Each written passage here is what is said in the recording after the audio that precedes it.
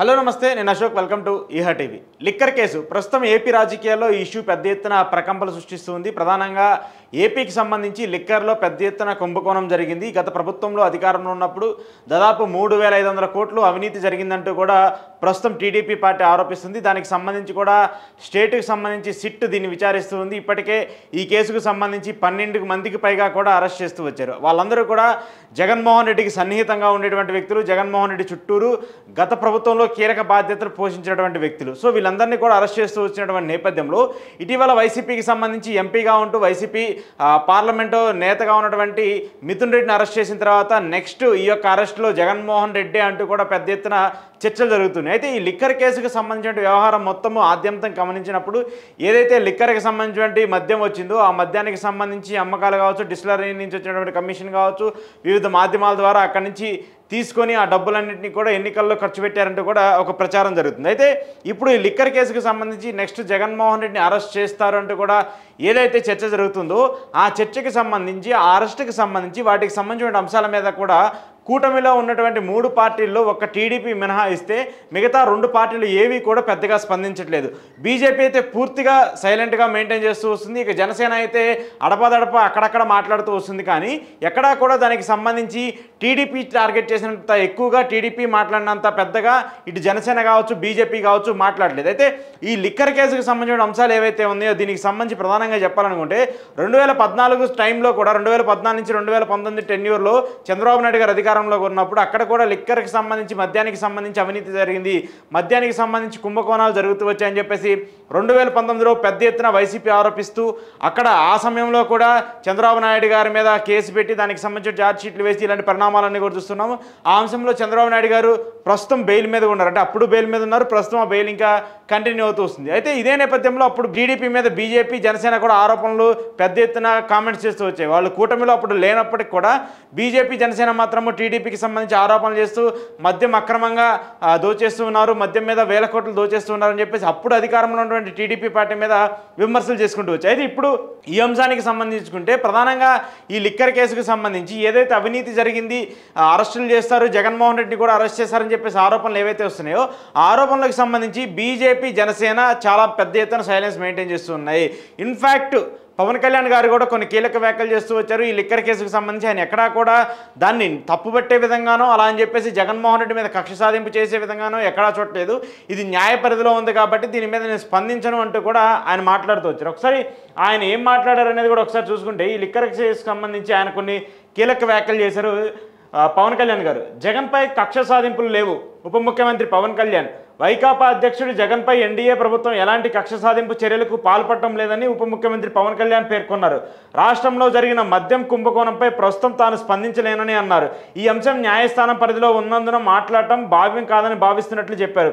హైదరాబాద్లో సోమవారం జరిగిన హరిహర వీరమేలు సినిమాకు సంబంధించిన జరిగినటువంటి అంశంలో పవన్ కళ్యాణ్ ఈ వ్యాఖ్యలు చేస్తూ వచ్చారంటూ కూడా చెప్తూ ఉన్నారు. అంటే పార్టీలో ఉన్నటువంటి వ్యక్తి, కూటమిలో ఉన్నటువంటి వ్యక్తి, 3 పార్టీలు కలయికతో ఈ అంశాలన్నీ, ఈ అరెస్టులన్నీ జరుగుతున్నటువంటి సంబంధించిన సిచ్యువేషన్లో పవన్ కళ్యాణ్ గారు ఇలాంటి మాటలు మాట్లాడడం వెనక ఆంతర్యం ఏంటి అనేది కూడా ఇప్పుడు అర్థం కాని ప్రశ్నగా ఉంది. ఎందుకంటే కూటమిలో చాలా కీలకంగా ఉండి 21 స్థానాలతో ఎమ్మెల్యేలకు సంబంధించి గెలిపించుకొని కూటమిలో కీలక బాగా పోషిస్తున్నటువంటి వ్యక్తులు మాత్రము వైసీపీ నేతలకు సంబంధించిన అరెస్టుల్లో కావచ్చు, లేదంటే రాష్ట్రంలో జరుగుతున్నటువంటి ఇబ్బందులు కావచ్చు, రైతులకు సంబంధించిన అంశాల్లో కావచ్చు ఎక్కడా మాట్లాడలేదు. అటు బీజేపీ మాట్లాడలేదు, ఇటు జనసేన మాట్లాడలేదు.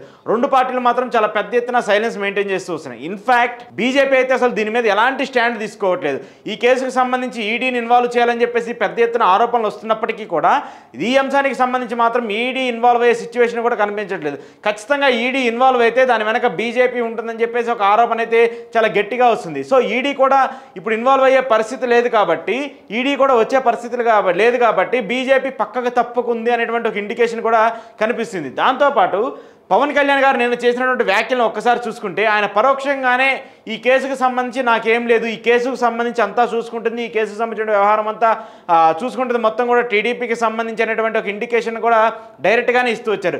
చిన్న చిన్న డిబేట్లో మాట్లాడే వ్యక్తులు తప్పితే ఎక్కడా కూడా జనసేనకు సంబంధించిన ఎమ్మెల్యేలు కావచ్చు, మంత్రులు కావచ్చు, ఆ పార్టీకి సంబంధించిన కీలక వ్యక్తులు ఎవరూ కూడా ఈ యొక్క లిక్కర్ కేసు మీద స్పందించట్లేదు. ఎందుకు స్పందించట్లేదు?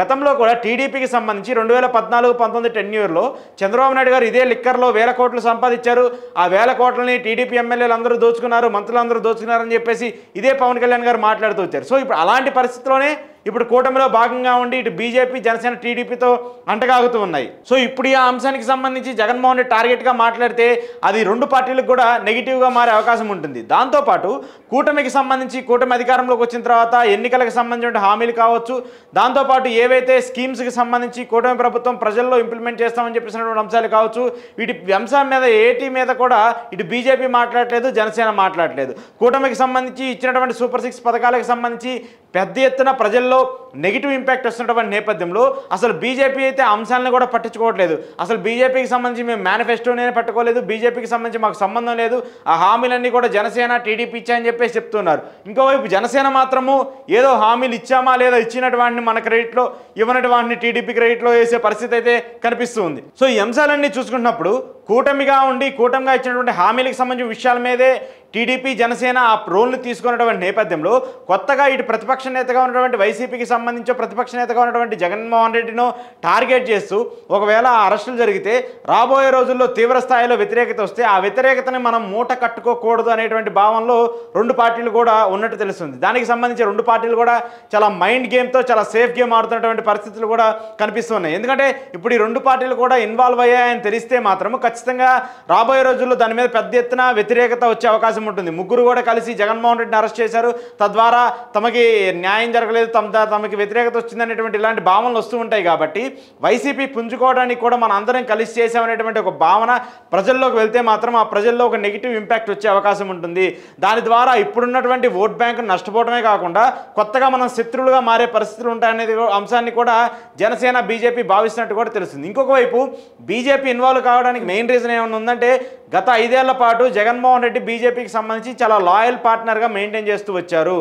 కేంద్ర ప్రభుత్వానికి సంబంధించి 2019 నుంచి 2024 ఉన్నటువంటి అన్ని బిల్లులన్నిటికీ కూడా పూర్తి స్థాయిలో మద్దతునిస్తూ, పూర్తి స్థాయిలో సపోర్ట్ చేస్తూ బీజేపీకి కూటమిలో లేకపోయినా ఒక లాయల్ పార్ట్నర్గా కూటమిలో ఉన్నటువంటి పార్టీల కంటే ఎక్కువగా కూడా ఆయన మద్దతునిస్తూ వచ్చారు. సో అలాంటి ఒక వ్యక్తిని ఇప్పుడు దూరం చేసుకుంటే, లేదంటే ఈ కేసుకు సంబంధించి చంద్రబాబు నాయుడికి మనం మెప్పు పొందడం కోసమో, చంద్రబాబు నాయుడికి మంచి చేయడం కోసమో మనం జగన్మోహన్ రెడ్డిని దూరం చేసుకుంటే రాబోయే రోజుల్లో జగన్మోహన్ రెడ్డి అవసరం కూడా మనకు ఉంటుంది కదా అనేటువంటి ఒక భావనలో కూడా బీజేపీ నేతలు కూడా ఉన్నట్టు తెలుస్తుంది. దాంతోపాటు జగన్మోహన్ రెడ్డిని అరెస్ట్ చేయడానికో, లేదంటే జగన్మోహన్ రెడ్డికి సంబంధించి ఈ లిక్కర్ కేసులో ఈడీని ఇన్వాల్వ్ చేయడానికో బీజేపీ సిద్ధంగా లేదు అంటూ కూడా చెప్తుంది. అంటే ఏదైనా రాష్ట్రానికి సంబంధించిన వ్యవహారాలు ఉంటే రాష్ట్రమే తేల్చుకోండి, రాష్ట్రాల్లో ఉన్నటువంటి పార్టీలు మాత్రమే తేల్చుకోండి, దీన్ని నేషనల్ లెవెల్లో ఇష్యూ చేసి దీంట్లో కేంద్ర ప్రభుత్వం ఇన్వాల్వ్ అయిందనేటువంటి ఒక థియరీని ప్రజల్లోకి చొప్పించే ప్రయత్నం చేయొద్దంటూ కూడా బీజేపీ ఇప్పటికే ఇండికేషన్స్ ఇచ్చినట్టు కూడా తెలుస్తుంది. సో దానికి సంబంధించే ఇప్పుడు ఈ కేసుకు సంబంధించిన వ్యవహారాలన్నీ నడుస్తున్నాయి. అన్నిటినీ కూడా ఇక్కడ స్టేట్కి సంబంధించి సిట్ పరిధిలో మాత్రమే జరుగుతుంది. సిట్ పరిధిలో జరుగుతుంది కాబట్టి సిట్కి సంబంధించి జరుగుతున్నా కూడా పవన్ కళ్యాణ్ గారు కూడా ఎక్కడా మాట్లాడలేదు. దీనికి సంబంధించి ఇవి కోర్టుల్లో ఉన్నాయి, కోర్టులు చూసుకుంటాయి, నేను మాట్లాడే పరిస్థితి ఇప్పుడు కాదు.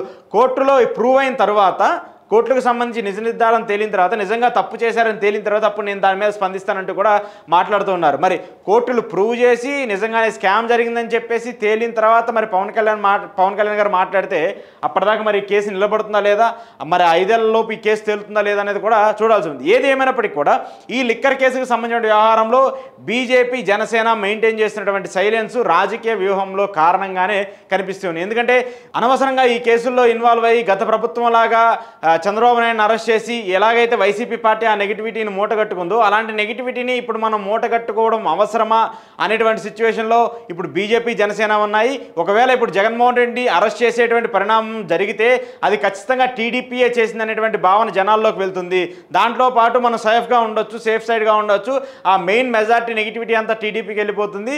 కొద్ది గొప్ప ఏదన్నా ఉంటే మనకు వస్తుంది. కానీ పూర్తి స్థాయిలో ఆ వ్యతిరేకతను మనం అందిపుచ్చుకోవడం అవసరం అనేటువంటి సిచ్యువేషన్లో కూడా ఈ రెండు పార్టీలు ఉన్నట్టు కూడా తెలుస్తుంది. సో ఈ అంశాలన్నీ చూస్తున్నప్పుడు పవన్ కళ్యాణ్ చేసినటువంటి వ్యాఖ్యలు చూసినా, బీజేపీ మెయింటైన్ చేసినటువంటి సైలెన్స్ చూసినా కూడా వీళ్ళిద్దరికీ ఈ లిక్కర్ కేసుతో మాకు సంబంధం లేదు అన్నట్టుగానే బిహేవ్ చేస్తూ ఉన్నారు. కేవలం ఈ లిక్కర్కి సంబంధించిన అంశం చూసుకున్నా, జరుగుతున్నటువంటి అరెస్టులు చూసుకున్నా కూడా టీడీపీకి సంబంధించిన ప్రమేయాల మీద, టీడీపీకి సంబంధించిన ప్రలోభాల మీద జరుగుతున్నాయి మాత్రమే. కానీ ఎక్కడా కూడా దీనికి సంబంధించి శాంటిటీ, దీనికి సంబంధించిన ఆధారాలు లేవనేటువంటి అంశం కూడా మనకు తెలుస్తుంది.